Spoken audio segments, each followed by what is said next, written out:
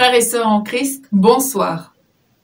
À la une de l'actualité de la semaine écoulée, la 10e rencontre mondiale des familles qui se tiendra à Rome du 22 au 26 juin 2022 et qui sera célébrée dans le diocèse de Bafoussam du 26 juin au 3 juillet 2022.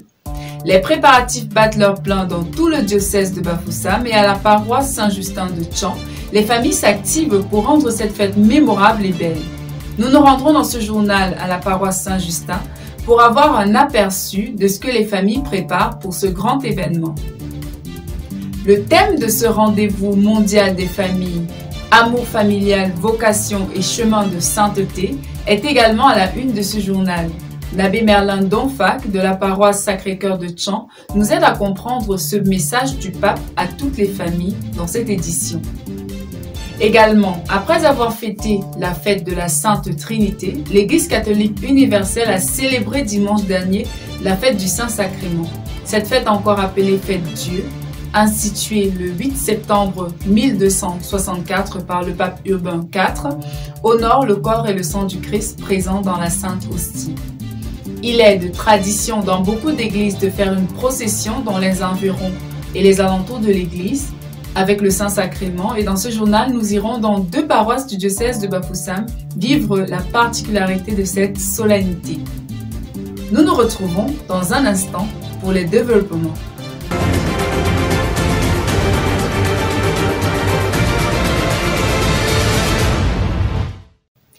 Bien-aimés dans le Seigneur, rebonsoir. Le 19 mars 2021 dernier, le pape François avait déclaré le début de l'année dédiée à la famille. Cette année se termine officiellement le 26 juin. À la paroisse Saint-Justin, la commission de la famille s'active pour offrir une journée de la famille haute en couleurs à toute la communauté chrétienne de ce côté-là. Les familles préparent sketchs, ballets, concerts et bien d'autres pour marquer ce jour particulier. Écoutons ce reportage de Stéphanie Bébici. En prélude à la clôture de l'année de la famille qui aura lieu dimanche le 26 juin, la commission de la famille de la paroisse universitaire Saint-Justin de Tchan ne ménage pas d'efforts dans la préparation de ses activités pour cette échéance. Dimanche dernier, après la messe, les familles de la paroisse Saint-Justin de Tchan ne sont pas tout de suite retournées chez elles. Elles doivent redoubler d'efforts et de sacrifices pour donner le meilleur d'elles à l'occasion de leur activité du 26 juin.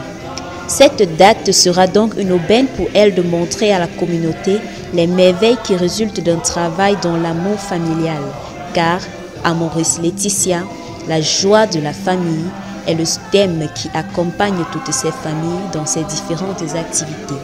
De l'entraînement pour l'animation de la célébration eucharistique aux intermèdes prévus pour la fin de la messe, l'engagement et le sérieux de chacun est digne d'éloge. La famille, c'est aussi les enfants. Ces derniers ne sont donc pas en laisse et se donnent eux aussi pour la préparation d'un jour mémorable. Monsieur Séverin Agogué, responsable de la commission de la famille dans la paroisse Saint-Justin de Tchan, nous livre les contours de cette préparation. La rencontre mondiale des familles, je crois, elle aura lieu à Rome. Mais nous sommes au Cameroun, à Saint-Justin. Ce que nous allons faire d'entrée de jeu, nous allons nous mettre en prière, puisque c'est l'église entière qui s'est réunie. Nous allons nous mettre en prière pour les soutenir. Mais au niveau paroissial, nous avons quelques activités à mener du 22 au 24 pour pouvoir clôturer en apothéose cette année qui nous a véritablement marqué.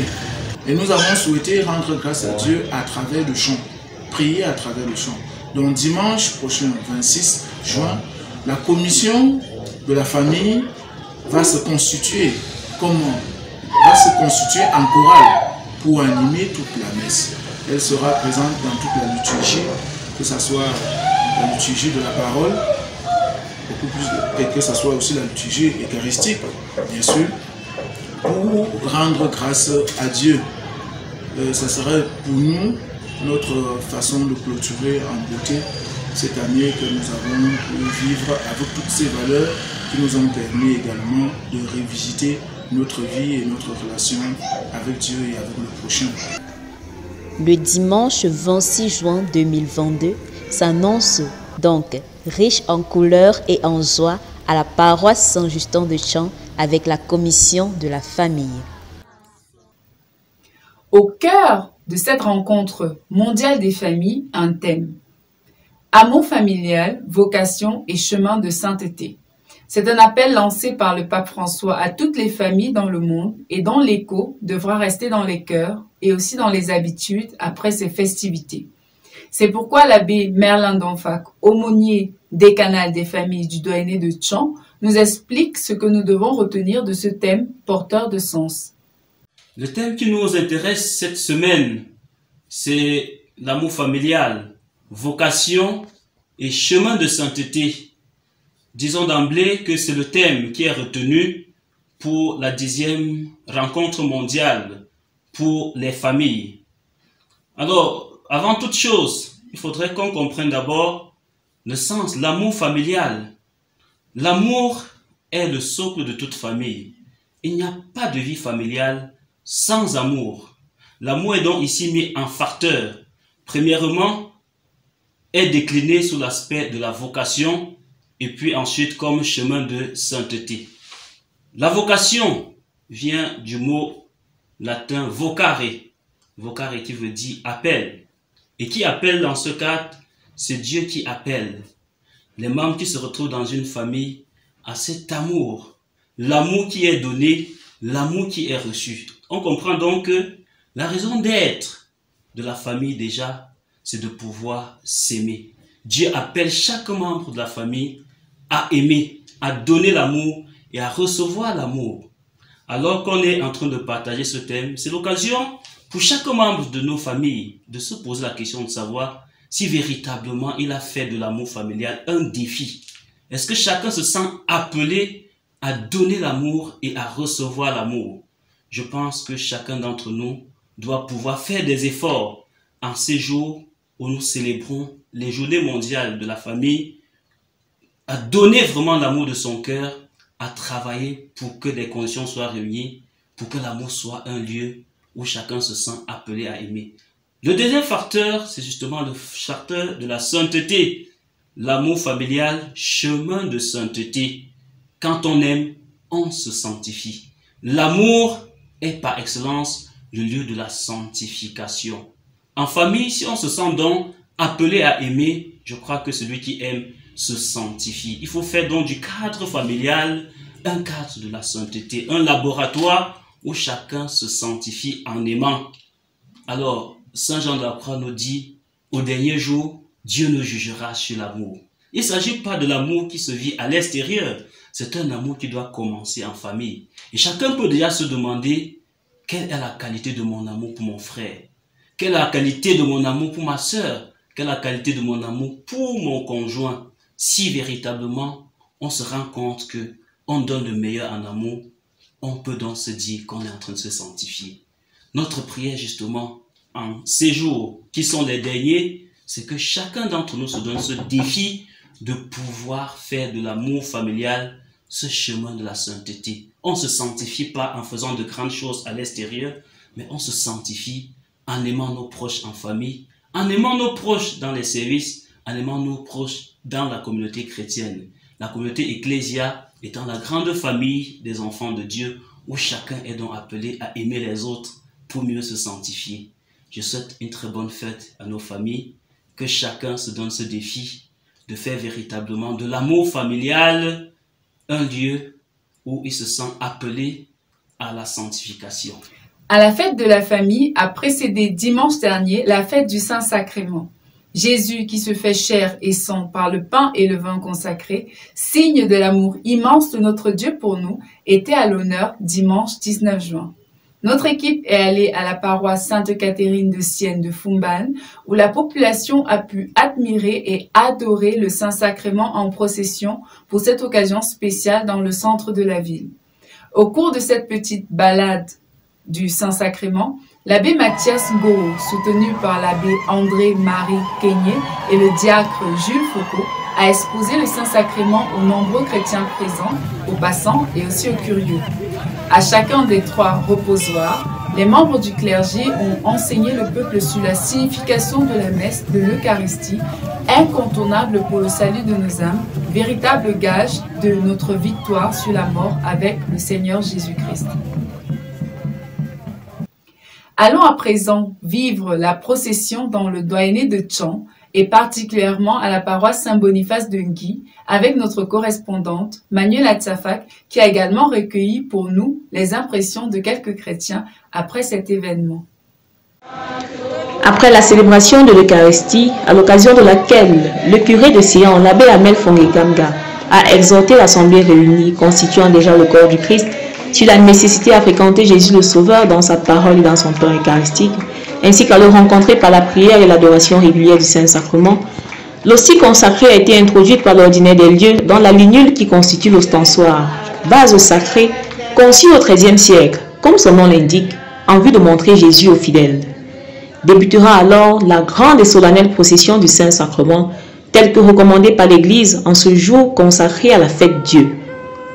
Le cortège de fidèles, chapeauté par les acteurs liturgiques, était suivi des nouveaux communiés et confirmés, revêtus de leurs blancs, qui lançaient le long du chemin des confettis sur le Saint-Sacrement en guise d'expression de sa majesté. En élevant le Saint-Sacrement le long de la marche, le prêtre bénissait la foule, les badauds ainsi que le quartier qu'il traversait. Du carrefour Janine Bar au carrefour Ebois, en passant par les carrefours Monsieur le maire et Yves, la procession qui aura duré près d'1 heure a connu des stations d'arrêt dans des reposoirs pavoisés, construits par les sœurs béréquises pour la cause dans les ronds-points des carrefours ou à proximité de ceux-ci. Chaque station effectuée était marquée par une brève séquence d'adoration du Saint-Sacrement, déposée dans le reposoir à lui destiné, avec exécution du célèbre chant d'adoration Tantum Ergo.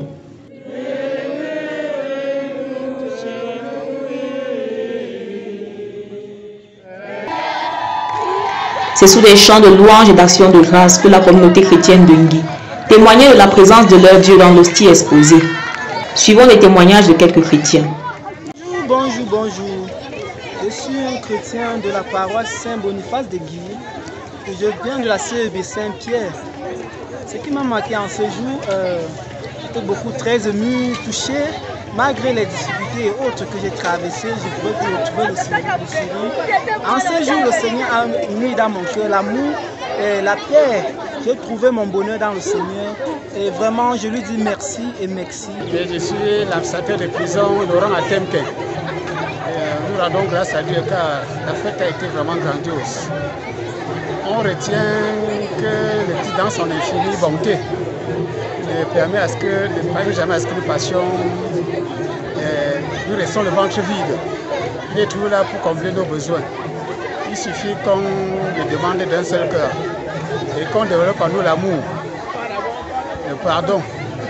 Et les exemples ont été légion pour nous montrer le sang de l'amour. Cet exercice de piété prendra fin dans l'église où l'ensemble de la communauté, par l'intercession de son pasteur, a rendu grâce à Dieu pour cette année pastorale 2021-2022, officiellement clôturée en cette solennité à la paroisse Saint-Boniface de Ngui. Béni soit Jésus-Christ dans le très saint sacrement de l'autel. Béni soit Jésus. Des fêtes et encore une fête dans ce journal. L'abbé Firmin Sautagneux, ordonné le 18 juin 2016, fêtait samedi dernier son 6e anniversaire d'ordination à la paroisse Saint-Augustin de Tchon, où il officie en tant que vicaire. Une Eucharistie célébrée dans la joie, suivie du partage du gâteau d'anniversaire et d'une agape fraternelle. Le consacré de Dieu a partagé avec notre équipe son bilan de 6 années de sacerdoce et ses prières pour la suite. Déjà, ce merveilleux jour, le 18 juin, c'était comme si c'était hier. Je me rappelle l'imposition des mains de l'évêque et ce don de sacerdoce que le Seigneur nous a conféré ce jour à travers le Seigneur Dieu de Nouature, ce jour-là. On n'était pas seuls, nous étions saints. L'abbé Kevin Kwefé, l'abbé Merlin Donfac, l'abbé Lévis Devin Gantuko et le père Colin Stapa. Alors, après 6 ans, c'est encore jeune. Et je ne peux déjà que dire merci au Seigneur pour les 6 ans passés. Et je crois que ce n'est qu'un nouveau départ pour continuer à être dans la vie du Seigneur. Donc, je ne peux pas déjà dire que j'ai déjà trop fait ou alors que je n'ai rien fait. Non. Je me passe souvent dans les bras du Seigneur et me laisse conduire par lui. Je suis heureux d'être dans la vie du Seigneur. Je suis heureux de travailler dans le champ du Seigneur. Faut-il donc continuer à nous donner la force de continuer à faire ce service-là? C'est ce que je peux dire pour l'instant. Je peux dire que je suis heureux. S'il m'avait été donné de recommencer, je choisirais la même chose. Voilà, donc c'est le résumé de ce que nous célébrons aujourd'hui. La joie d'être parmi les serviteurs de Dieu. Et d'autres informations pour nous, à partir du lundi 27 juin, dans tout le diocèse de Bafoussam, débutera un triduum à l'intention des familles et samedi 3 juillet aura lieu une célébration pontificale à la cathédrale Saint-Joseph de Bafoussam, au cours de laquelle des familles chrétiennes recevront des distinctions papales et épiscopales. C'était le journal Christos Vivit Hebdo. Merci à tous les membres de l'équipe et à vous, chers abonnés, pour votre fidélité. Très bonne festivité de la famille et à mercredi prochain.